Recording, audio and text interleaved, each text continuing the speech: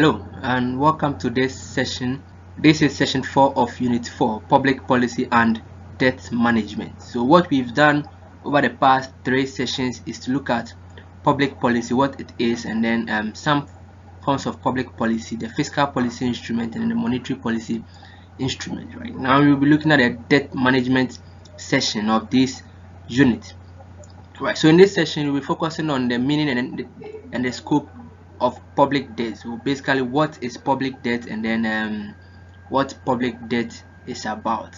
Right now, every Ghanaian know what debt is. Right, basically, the government runs on debt. Right, so we borrow to mostly to support and sustain our budget. Right, so that's basically what we are going to look at today. Who has the authority to take loans for the country or to borrow for the country, and then which regulations actually or backs or gives a framework for which public debts are mostly taken. Right, so that will be it for this session. So basically, by the end of the session, we should be able to define public debt and understand the scope of public debt in Ghana. Right, so public debt refers to borrowing by a government from within the country or from abroad. So basically, when you talk of public debt, it is made up of all the borrowings of the government, whether within the country or outside of the country. So I believe before the issue of the recent issue of the debt exchange program, most people didn't know that sometimes the government borrows from within, that's from the people, right? But then the government uses some instruments such as bond issuance and then treasury bill to borrow locally from the people. So that's a form of borrowing that the government have been doing from the people. Sometimes it also takes loans from the local banks as well. So these are all forms of borrowing that the government does within the country, right? The government also borrows from external parties, so the IMF, the World Bank, and co. So these are also some form of borrowings. We also sometimes borrow from countries such as China, the US, and other big or the developed countries, right? So that's basically government borrowing. But when we talk of government borrowing, it's not just related to the central government. No, sometimes the ministries, the departments, and agencies within government or within the country also borrow. So recently we know that Cocoa Board actually received some support from external parties, right, as a form of borrowing. So they took loan to support some of their activities. So sometimes the state-owned enterprise also borrow to fund their projects, and all these borrowings are also part of government borrowings.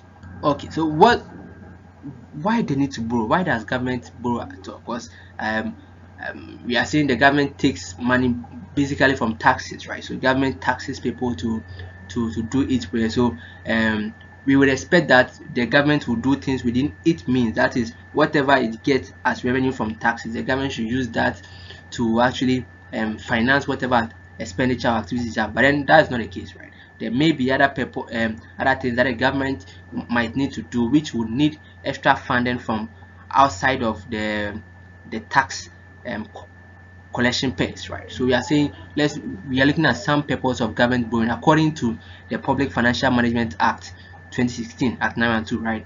So we are saying government may borrow to finance government budget deficit as approved by Parliament. Now most at times we may hear government budget, and then we hear that the government the budget is being run on deficit. That is, the expenditure exceeds the revenue projections, right? So then the government will need excess money to support this particular expenditure item. So then the government will have to go into borrowing from within or outside of the country.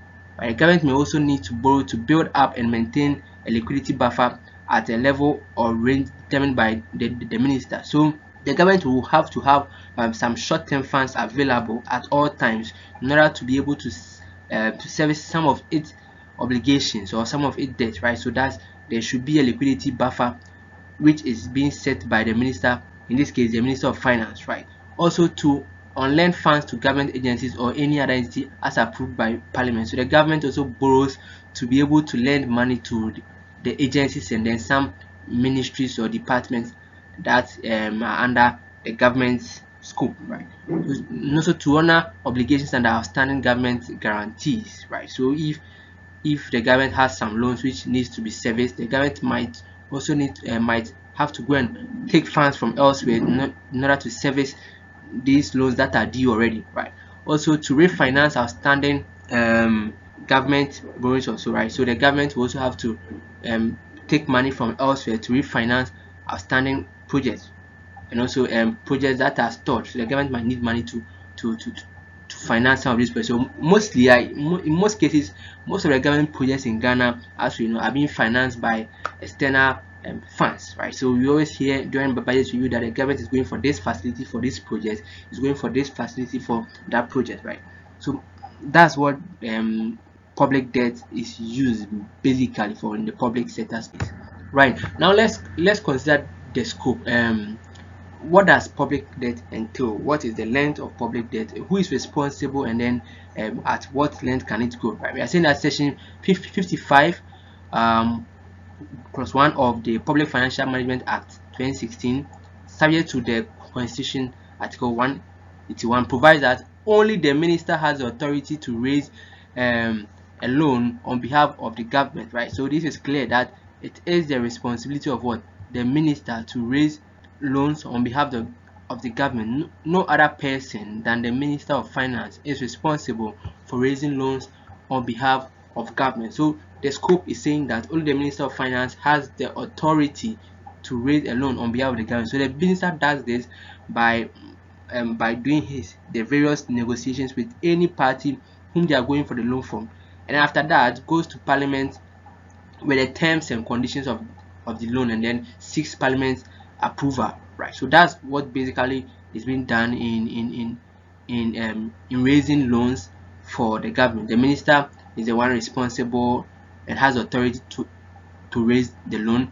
The minister is not, and the the constitution and the act is clear that the minister shall not delegate this power to anybody else, right? So nobody can get the authority to raise funds or loans on behalf of the government except the minister, right? So then after whatever negotiations has gone on with the parties that we are going for the loans from, the approval needs to be sought from Parliament, right? So the minister goes to Parliament with the terms and conditions of this facility, and then the Parliament approves or disapproves of this particular loan. So that's it for this session. We've looked at what public debt is about. We are saying all the debt of government, whether from within the country or outside the country, it makes it up with public debt. And then we've also looked at the purpose of public debt and the scope of government borrowing in Ghana. So kindly use some few minutes to recap what we've discussed in this session before you move on to any other session.